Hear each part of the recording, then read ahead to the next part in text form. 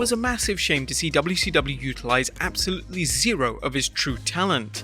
The image that he perceived in ECW would be ruined forever. Madison Square Garden, a stuttering gimmick. Never seen anyone quite like Matt. Oh no! When Matt Morgan resurfaced in 2005, WWE believed that his sign. Got all the vibes. Yeah, I got all the vibes. I can't let you run. A nigga can't let you run. This rock star life got me on another high. It's fucking with my mind. All these drugs on my mind. I got all the vibes. Yeah, I got all the vibes. I can't let you run. A nigga can't let you run. This rock star life got me on another high. It's fucking with my mind. All these drugs on my mind. Getting to the. What's good? Dark Knight Gang in this thing. Gang. Bro, it's Thursday. Everybody have a good day. Have a great day. I'm big chilling. So I hope you chilling too. If you don't know what that means, I don't care. I'm about to react to this video. This is 10 gimmicks that destroyed a WWE and WCW wrestler's career. Yeah, man. You guys requested it. Don't trip. You know, I got y'all. This should be a good video. We're going to see gimmicks that completely destroyed a wrestler's career. So they probably chose this gimmick thinking like, oh, everybody gonna mess with this, bro. It's about to be hard. Like, niggas want to see me as the superhero. And then they come out and it's hella corny. Nobody mess with it. It should be a funny video. I'm ready to watch it. I hope all of you guys had a good day. And I hope you had a great day. Let's watch this video together. Let's enjoy it together. Y'all know y'all the bros. Look, when you watch these videos with me, I really want you to feel like we just watching it together as homies. You feel me? Anyway, let's just watch the video. Let's enjoy it, man. Have a great day. Let's go.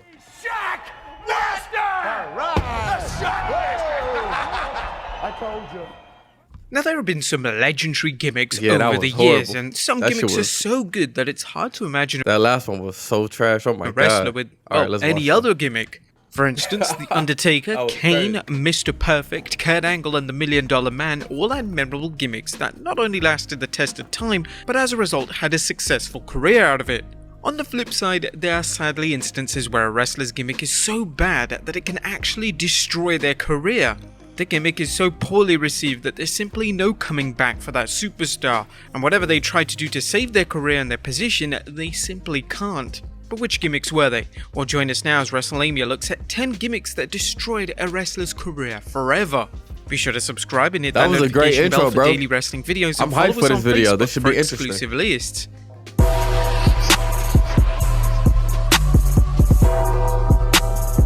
Number 10, Mike Awesome, various gimmicks. Yeah, they were all terrible.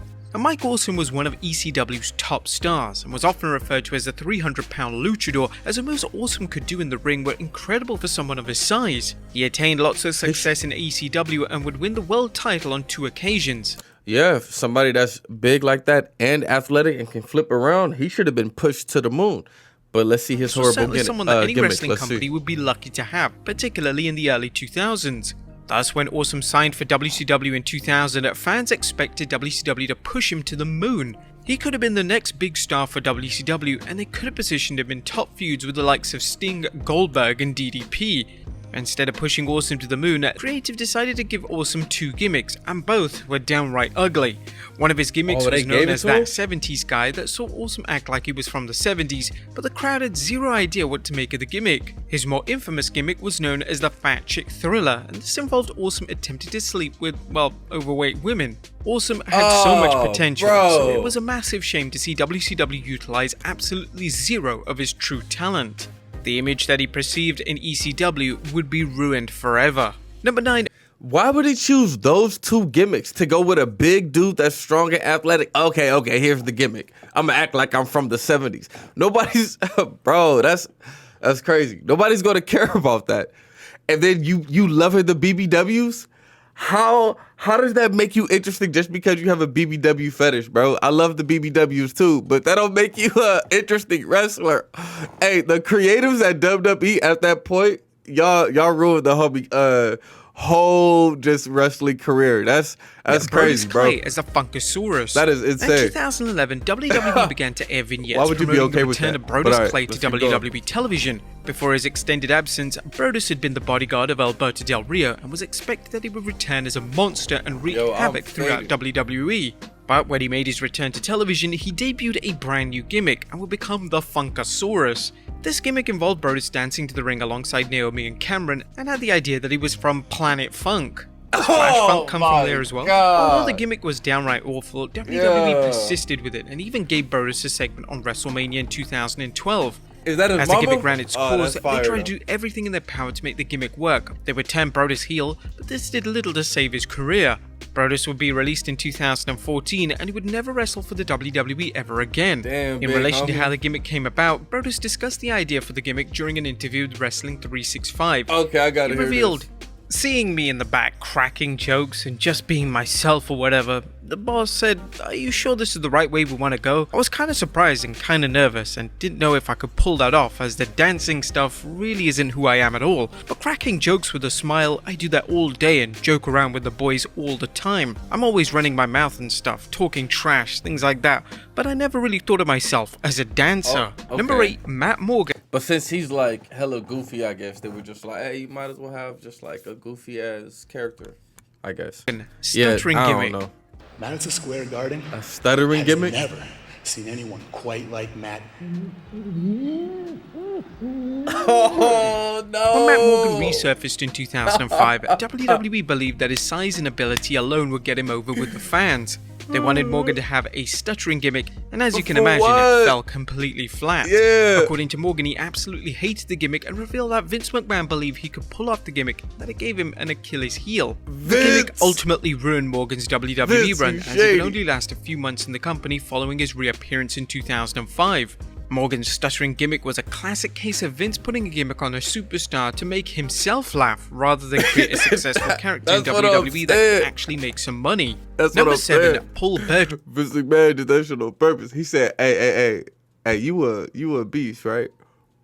But you gonna stutter. Like, bro, for what?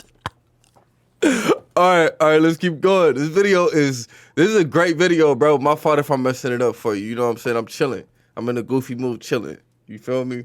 This is just crazy, I though. fancy my sister gimmick. I don't know what else to call it. Paul Burchill had a total of 2 infamous gimmicks during his run in WWE. One of his gimmicks was that he would become a living, breathing pirate.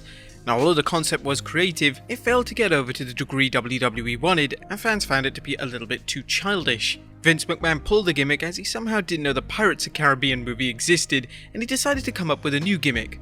Somehow, the second gimmick idea was even worse. Burchill will be paired with his on-screen sister, Katie Lee, and the two would work a storyline where it was heavily implied there was a relationship between the two. It was extremely bizarre, and it was ultimately cut short when incest WWE gimmick, transitioned bro? into a PG product in the summer 2008. So your whole Number gimmick 6, was just Perry incest. Saturn, Moppy.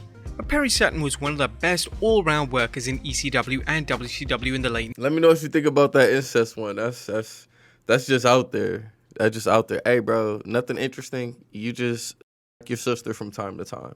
Like 90s. So when he joined the WWE in 2000 alongside Guerrero, Benoit, and great. Malenko, it was expected that Saturn would have a solid and successful run in the company. Although Saturn's run started off strong, it wasn't before long that Saturn would be given one of the most unusual gimmicks in WWE history. Following receiving head trauma during a match with the APA, Saturn began to act incredibly different. He would become more erratic, and for some reason he fell in love with a mop known as Moppy. It's believed that the gimmick was given because of his full-blown shoot with Mike Bell, nearly resulting in serious injury. It would all come to an end after Raven destroyed Saturn's beloved Moppy in the wood chipper. The gimmick would come to an end following the match, and Saturn would really never have another chance at success in WWE ever again. So they made the It would be homie released crazy? in 2002 and would never make a return to the company. Number 5, Fred Ottman, the Shockmaster. Did you hear that though? Bro, yeah, they did the homie shady. They made him go insane because of an injury. Moppy got messed up in the wood shredder, and then after that it was a rap for the homie. Like he was about to get kicked out of the company, I think. Let me know. What if they do that sometimes? What if WWE gives someone a horrible gimmick because they know eventually people aren't going to stop messing with them, and that's their way of basically releasing them slowly? What if they do that? That's something to think about. That just crossed my mind. Fred Ottman had a relatively successful career in WWE between 89 and 93. He would have 2 different gimmicks during his career, the most famous of this being Typhoon, as he would join forces with Earthquake to create the natural disasters in what would be a well-regarded tag team combination. In 93, Ottman decided to join WCW, and instead of using the gimmicks similar to those he used in WWE, WCW would put a brand new gimmick on him. He would become the Shockmaster. At this point in time, I don't think we need to explain who is the Shockmaster, as you most likely seen him in just about every botch video possible. The gimmick, however, was dead within the first 5 seconds of him being on WCW television. They persisted with the gimmick, but fans simply couldn't take it seriously, and by January of 1994, he was gone from WCW completely.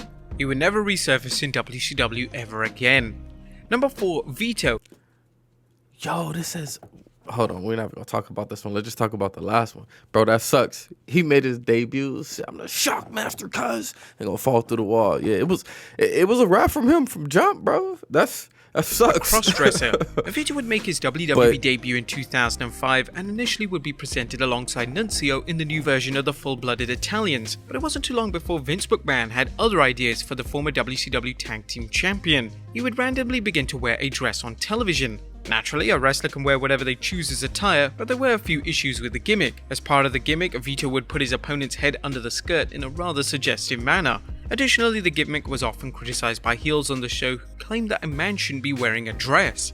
The criticisms and comments made towards the gimmick have aged terribly and wouldn't be found in WWE's product today. Although Vito didn't have much success after taking on the gimmick, he does actually refer to the gimmick as one of his best gimmicks ever. Speaking to Wrestling Inc., Vito revealed, "When you're a good worker or a great wrestler, I was polished, I had the experience, and I had the know-how. Maybe people can understand this. When Dusty Rhodes was given the common man, they put him in polka dots and said it was a rib. So they put Vito in a dress, and some say it was a rib. Dusty made it the best gimmick ever, and I made the dress one of the best gimmicks ever." Number 3, Albert is Lord Tensai. Okay. As long as he feel good about it. Back then, I don't know how people responded to it, but he clearly loved it. In Japan, Matt Bloom, known to WWE fans as Albert, would agree to return to the WWE in 2012. For his return, he would become a character known as Lord Tensai, where he would wear a traditional Japanese warrior outfit to the ring, and his prior gimmicks such as Albert and Ain Train wouldn't be mentioned. But unfortunately, this led to fans constantly chanting Albert at him. Nevertheless, Tensai was pushed hard. He would secure wins over John Cena and CM Punk, but as the crowd reactions got worse, his push slowly died down. Before 2012 was over, Tensai was pushed down to the lower mid-card, where he would be presented as a comedy act before his retirement in 2014. Number 2, Nick Dinsmore as Eugene. Now, Eugene was one of the WWE's more controversial characters. Debuting in 2004, Eugene would act as the nephew of Raw GM Eric Bischoff. And on the surface, that seems like a great gimmick to have. The issue was that it heavily implied that Eugene was special needs, and as a result, his entire character and storylines were built around this implication. While the fans found the gimmick highly offensive, it lasted a few years before it was dropped entirely.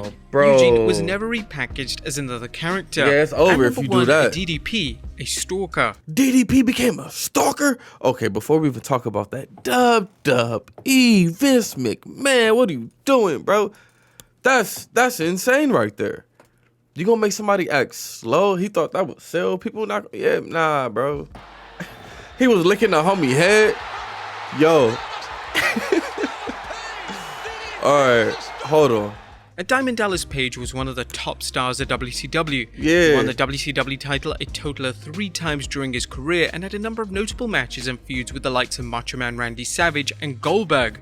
When they acquired WCW in 2001, DDP decided to accept a buyout and joined the WWE in the hopes that he would become a top star in the company. But instead of the DDP that was so popular in WCW, WWE fans instead got DDP with an entirely new gimmick. He would become a stalker, and he would stalk The Undertaker's wife in one of the worst storylines ever.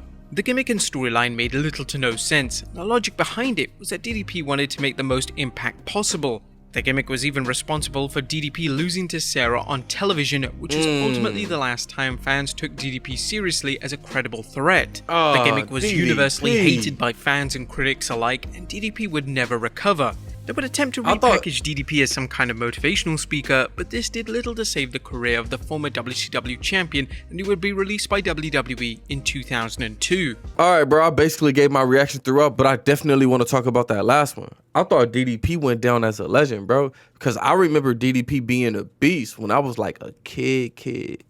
Dang, that's crazy. Or I thought DDP was a beast. My dude became a stalker and just completely ruined his image.